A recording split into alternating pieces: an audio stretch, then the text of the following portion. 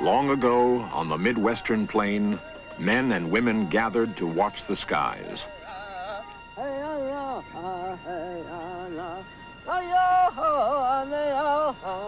In a sacred ritual led by a priest of the sun, these people made the ultimate sacrifice.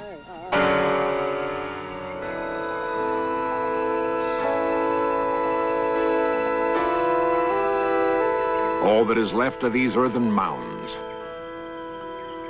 They may conceal the secret of a Mayan legacy.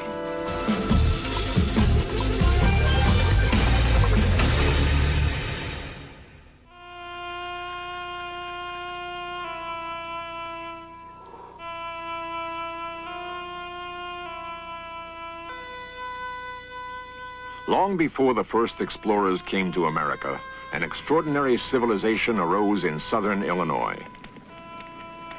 The people had no metal tools, no written language. But their lives were ordered by a profound understanding of nature and the universe.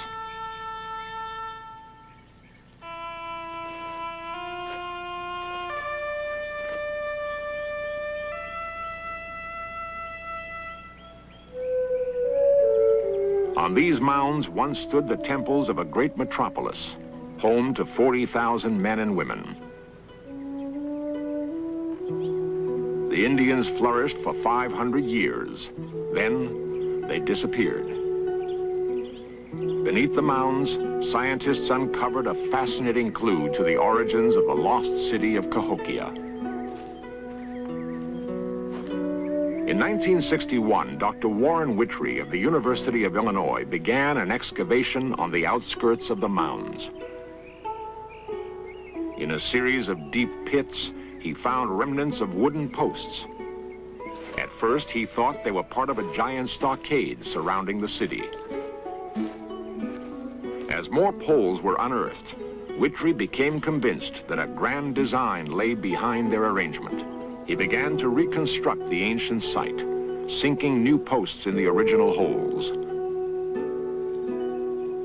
What anthropologists knew about the Indians of Cahokia did not prepare him for what would be revealed. The posts seemed to form a giant circle, like a circle of stone erected 3,000 years before at Stonehenge. We believe that the American Woodhenge functioned in somewhat the same way as the famous site in England known as Stonehenge. These sites were used by ancient people to observe sunrise at various times of the year, and the observation of sunrise served as a kind of calendar. Woodhenge was built with a precision that is astonishing even today. It was analyzed on the same computer used for Stonehenge, and the circle at Cahokia proved more accurately aligned to the sun.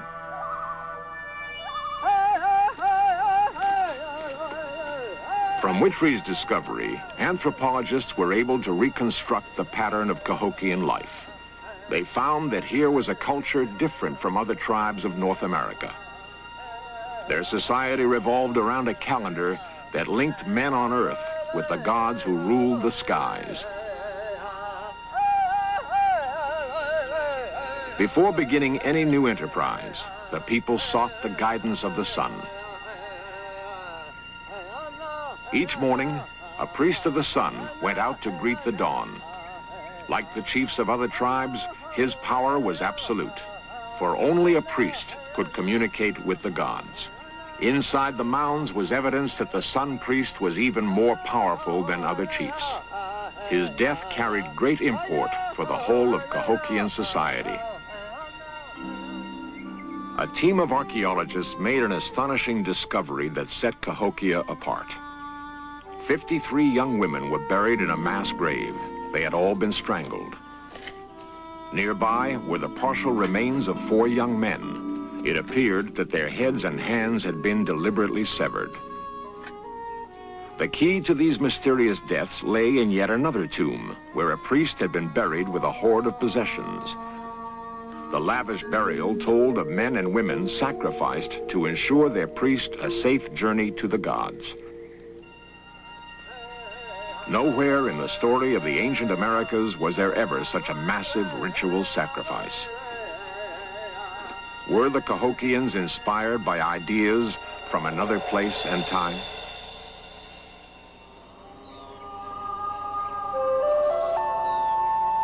Deep in the Mexican jungle at Teotihuacan, a remarkable culture whose religion required such sacrifices was flourishing by 500 AD. They were the Mayans. Their society was the most advanced on the entire continent. Their cities reveal a surprising knowledge of architecture and engineering.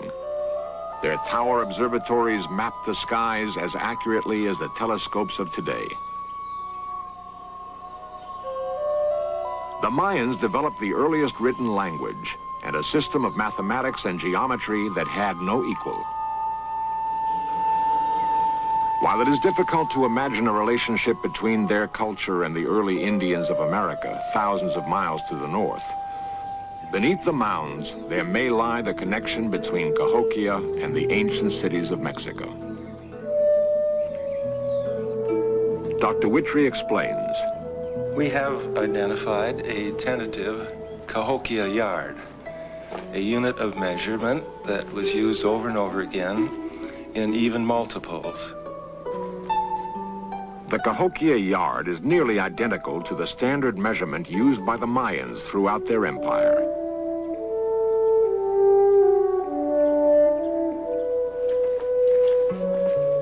An intriguing correspondence in time may connect their societies.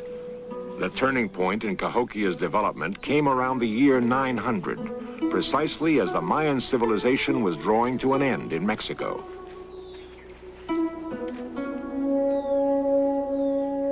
The Mayans have vanished. No one knows where they fled when their cities began to die. Do the similarities in religion and astronomy tell us the Mayans went far to the north? Could they have traveled 5,000 miles to the Indians of Cahokia with their ideas and culture intact? It's incredible to imagine that the ideas of one culture could be transferred across an entire continent in a single century. How can we account for the mysterious parallels that seem to exist? Was there a bridge between the jungle strongholds of the Mayans and the mounds in Illinois? We may find an answer in the southwestern desert that lies between them. 1,000 years ago, a desert tribe called Anasazi erected a city of stone towers unlike anything else seen in this country. The secret of these strange towers in Utah has eluded scientists for many centuries. If they were storehouses, why do they have windows? If they were watchtowers, why are the windows so small? Recently, an astronomer from the Smithsonian Institution has advanced a new theory. Dr. Ray Williamson thinks they were built to observe the heavens. What's particularly exciting about this room is that there are 3 sun alignments in it. Now, we consider this combination of 3 alignments to be an excellent calendar room. It's an excellent place, even today, where we could, if we stayed here long enough throughout the year, actually put marks on the walls to tell us what day it is, and to very accurately determine the summer solstice, the winter solstice, and the equinox. Several of the towers have strategic windows that line up with the rising moon. It would have taken many generations of careful study to make them so accurate. Dr. Williamson believes the alignments would provide the basis for predicting eclipses, a complex procedure understood by only a few cultures. We have indications here that they were going in the direction of developing a calendar as complicated as a Mayan calendar. That's a guess, that's a hypothesis. It's one that we're working on right now. These towers have been mysteries for years. Some people have suggested that these towers are reminiscent of the Mayan towers. I'm not sure. Mayan observatories took a circular form, an expression in stone of the wind and the cosmos. Did they inspire the tower observatories of the Southwest?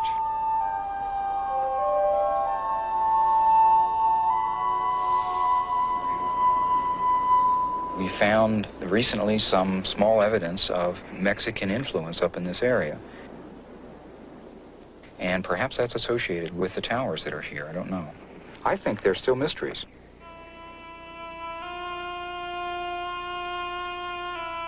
"300 miles from the Anasazi, another ancient people erected a temple to the skies. They too have disappeared, but they left behind an important clue.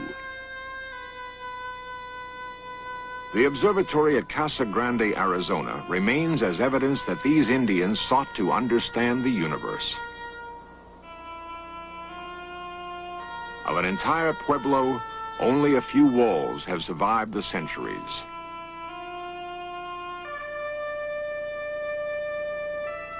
Despite the protection of its sheltering roof, the observatory may not last for another 50 years. The Hohokam Indians. Robert Hicks of the University of Arizona has been investigating Casa Grande. The alignments are very similar to Mayan astronomical alignments at the Caracol Observatory in Mexico. We find the same alignments here as we do in the Caracol, and we feel that there was an influence from Central America. We feel that a representative of this Mayan elite, somebody with a specialized knowledge about astronomy and also site planning, may have come up to direct the construction of this building. Most anthropologists do not accept this theory. But recently, scientists have uncovered new evidence that may redefine the extent of the Mayan legacy.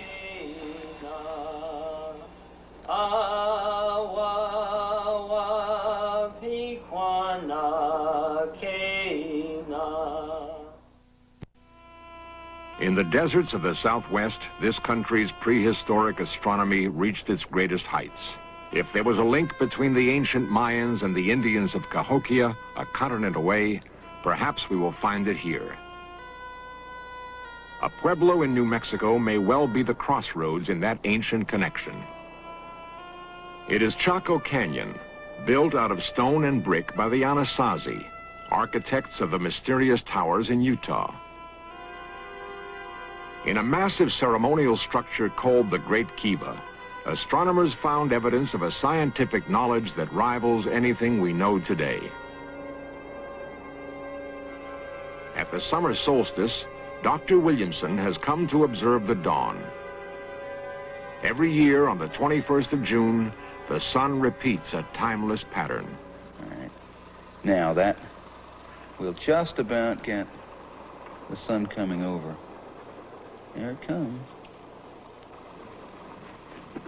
We're here in Chaco Canyon in a great kiva, Casarincanada, to determine the astronomical alignments of this building that we're in. We're here on the solstice because on the solstice the sun comes through this port that you see and falls on that low niche over there. The solstice was a special time for the Indians who constructed this building. They needed to know when the solstice occurred to set their calendar.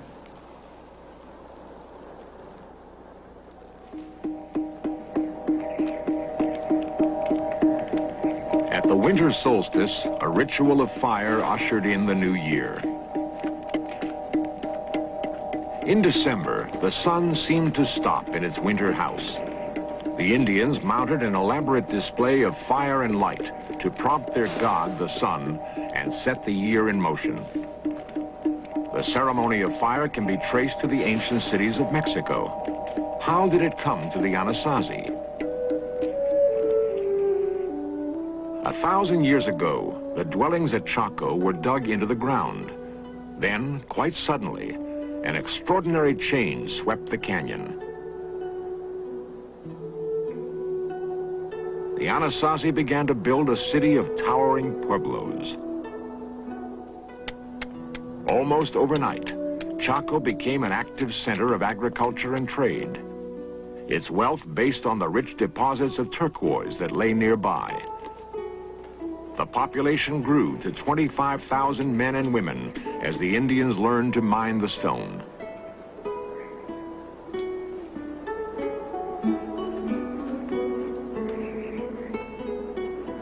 The turquoise attracted merchants from far away.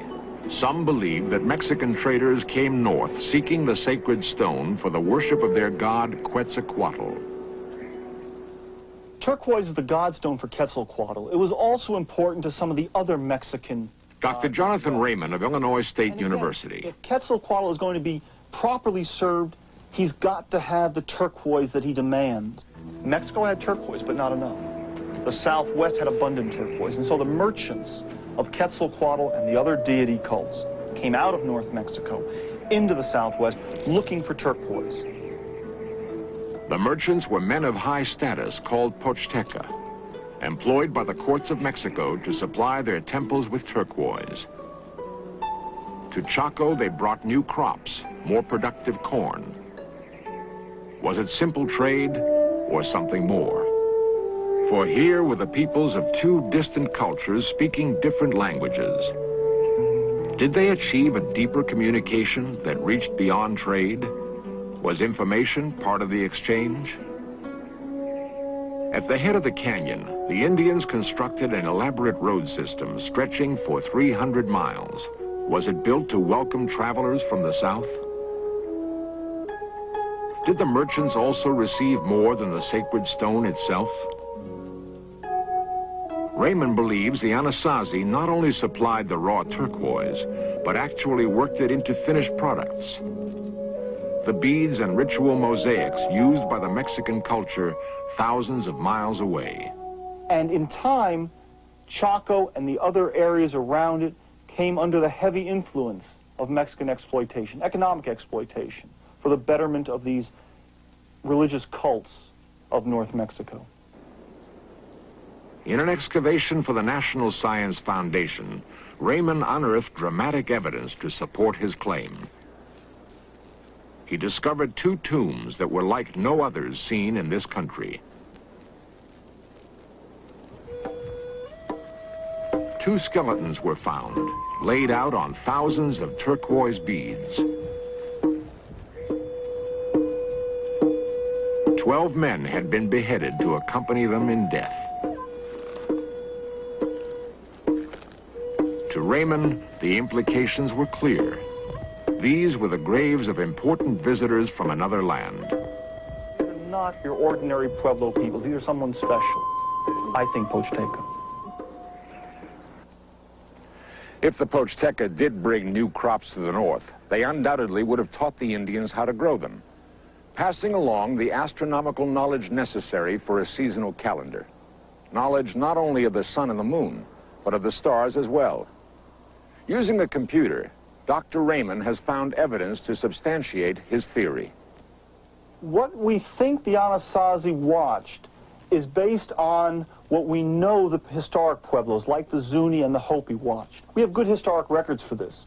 We know that they watched Orion. We know that they watched the Pleiades. We know that they watched the Gemini twins.